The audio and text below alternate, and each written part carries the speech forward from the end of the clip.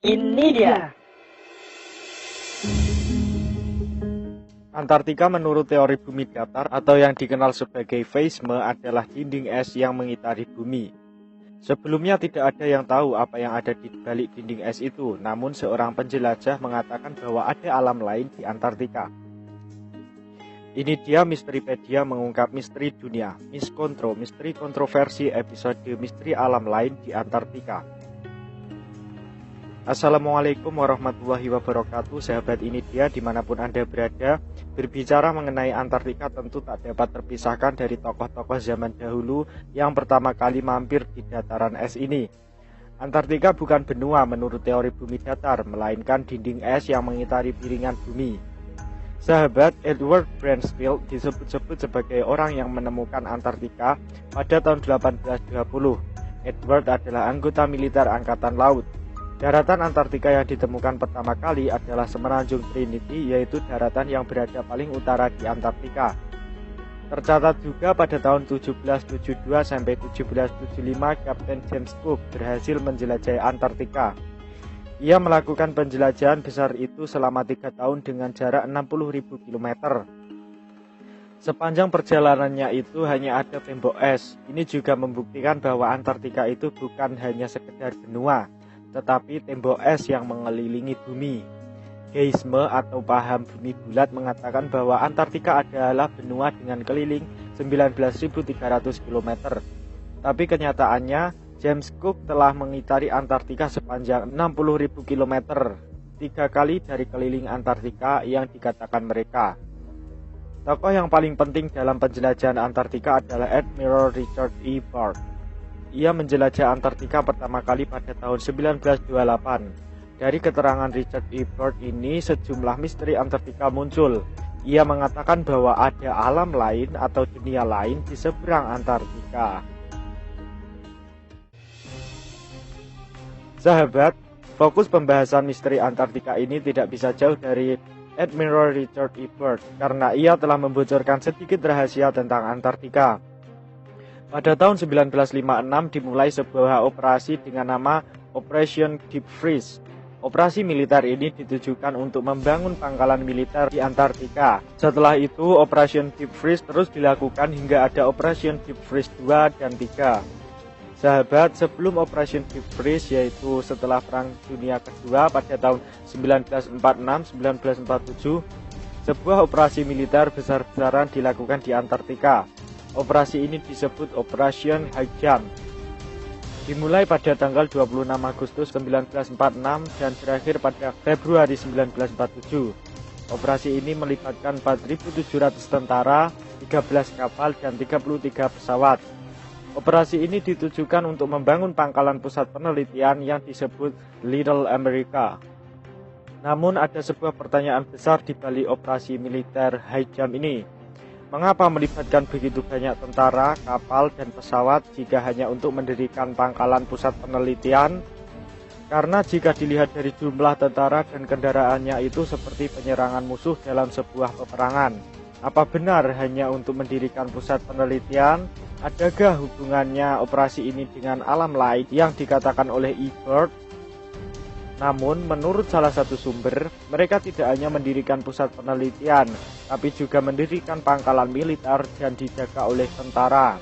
Atau mungkin pusat penelitian hanyalah kedok untuk menutupi pangkalan militer mereka, karena hingga saat ini para tentara khususnya Amerika terus dikirim ke Antartika. Sahabat, dalam sebuah wawancara di TV tahun 1957, Admiral Richard E. Byrd membocorkan rahasia Antartika. Ia mengatakan bahwa di sana ada daratan sebesar Amerika yang belum pernah dilihat manusia, letaknya di belahan lain Antartika.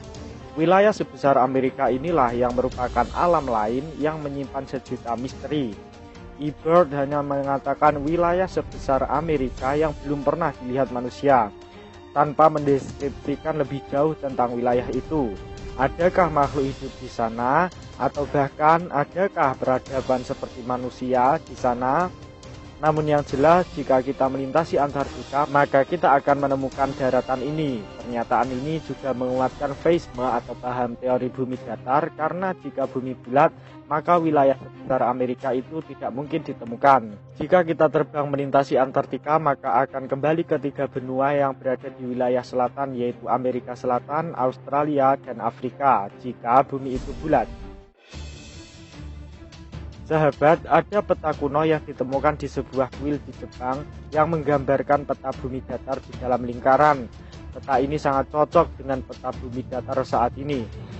Perbedaannya terletak pada penggambaran yang lebih luas. Peta bumi datar saat ini hanya menggambarkan benua yang berada di dalam lingkaran, sedangkan peta kuno itu juga menggambar benua-benua yang tak diketahui yang berada di luar lingkaran.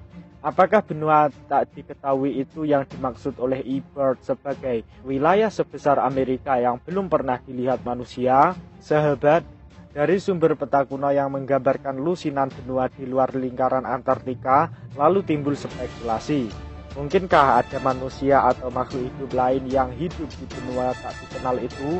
Jika ada, apakah mereka juga pernah mengunjungi wilayah kita seperti yang dilakukan oleh Richard Ebert hingga tiba di wilayah sebesar benua Amerika itu? Apakah mereka yang menghuni benua di luar lingkaran Antartika itu adalah alien? Tentu masih banyak pertanyaan tentang alam lain di seberang Antartika ini. Pernyataan lain yang mengejutkan dari Ebert tentang Antartika adalah adanya kemungkinan serangan musuh dari Antartika. Pernyataan ini tentunya sangat mengejutkan dan menimbulkan banyak spekulasi. Selain itu, pernyataan ini sekaligus menguatkan indikasi bahwa ada kehidupan di seberang Antartika sana, tepatnya di benua yang tak diketahui yang terletak di luar lingkaran Antartika. Sahabat, jika benar di seberang Antartika ada alam lain atau benua lain dengan peradaban seperti peradaban kita, maka hal ini perlu dibuktikan secara nyata. Admiral Richard Ebert telah membuktikan hal ini dengan terbang melintasi Antartika. Maka orang-orang saat ini pun seharusnya juga bisa terbang melintasi Antartika dan menuju benua yang tak diketahui itu. Pada tahun 1957 diadakan perundingan Traktat Antartika.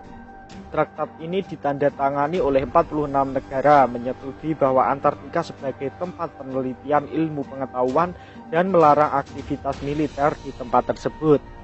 Namun kenyataannya tidak demikian. Sebelum 1957 ada aktivitas militer besar-besaran yaitu Operation Deep Freeze dan Operation High Jump yang sudah kita bahas tadi.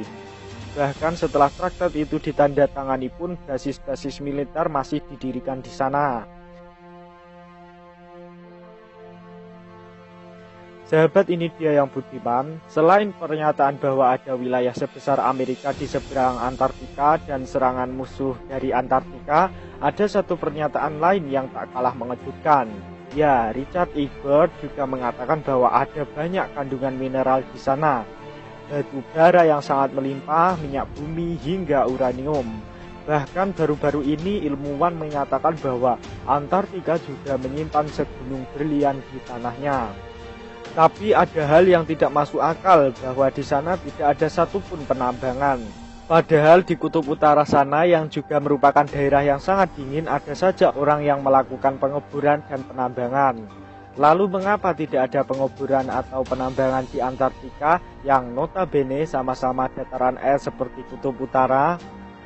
Pada Traktat Antartika yang pertama tahun 1957-1959 tidak ada pembahasan tentang sumber daya mineral yang ada di Antartika. Maka pada tahun 1991 dilakukan penandatanganan traktat yang berisi larangan untuk menambang sumber daya mineral yang ada di sana. Lalu mengapa dilarang? Mengapa di kutub utara juga tidak dilarang melakukan penambangan? Bukankah Antartika juga sama-sama kutub menurut Heisme? Dalam traktat yang kedua itu disebutkan bahwa alasannya adalah karena untuk menjaga lingkungan di Antartika agar tetap lestari. Alasan ini tentu tidak masuk akal. Jika di kutub selatan atau lebih tepatnya Antartika dilarang mengeksploitasi sumber daya mineralnya dengan alasan menjaga lingkungan, maka seharusnya di kutub utara juga dilarang melakukan hal yang sama. Jadi tak heran jika protes pengeboran minyak di Kutub Utara banyak disuarakan. Apakah benar hanya karena alasan lingkungan itu sehingga pengeboran di Antartika dilarang, atau ada alasan lain, alasan supaya tak banyak orang yang tahu bahwa di seberang Antartika sana ada benua seluas Amerika, alasan supaya tak banyak orang yang tahu bahwa Antartika itu bukanlah benua tetapi batas wilayah bumi kita, dan alasan-alasan ini sangat masuk akal jika dibanding hanya karena alasan lingkungan. Sahabat, untuk menyingkap semua misteri yang ada di Antartika ini, maka Anda perlu melakukan perjalanan ke Antartika. Ada dua cara pergi ke Antartika, yaitu mandiri dan melalui agen. Jika menggunakan agen perjalanan wisata, Anda bisa membayar sekitar 113 juta dengan perjalanan selama 6 hari. Namun wisata jalan-jalan di Antartika ini hanya berada di pinggirannya saja. Dan jangan harap Anda bisa menemukan alam lain di pinggiran Antartika. Untuk itu Anda perlu melakukan perjalanan mandiri, tapi tentu saja biayanya akan lebih mahal. Anda harus menyewa pesawat atau memiliki pesawat pribadi. Jika semua perbekalan dan peralatan sudah siap, maka saatnya terbang ke selatan. Tidak seperti perjalanan wisata di Antartika yang melalui agen yang mengharuskan sahabat untuk datang ke Amerika Selatan, perjalanan mandiri ini bisa dilakukan dengan langsung terbang lurus menuju arah selatan Indonesia.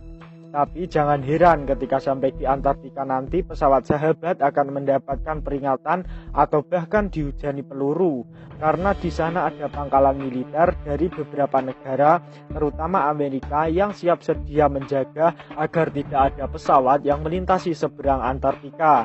Jadi pastikan pilot Anda harus pandai berkelit dari peluru-peluru itu.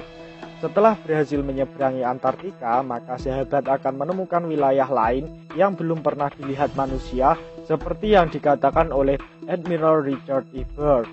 Namun, jika setelah menyeberangi Antartika Anda malah kembali ke benua Afrika, Amerika Selatan, atau Australia, maka bumi datar adalah salah dan bumi bulat adalah benar.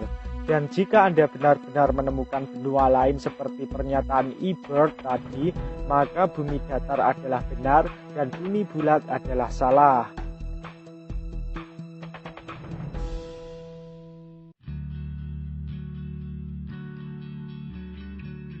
Sahabat, ini dia yang budiman, Antartika bukanlah hanya sebuah benua tetapi daratan es yang mengelilingi piringan bumi.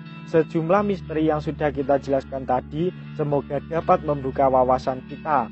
Anda bisa mempercayai penjelasan ini jika masuk di akal sahabat, karena tidak ada paksaan untuk mempercayai sesuatu.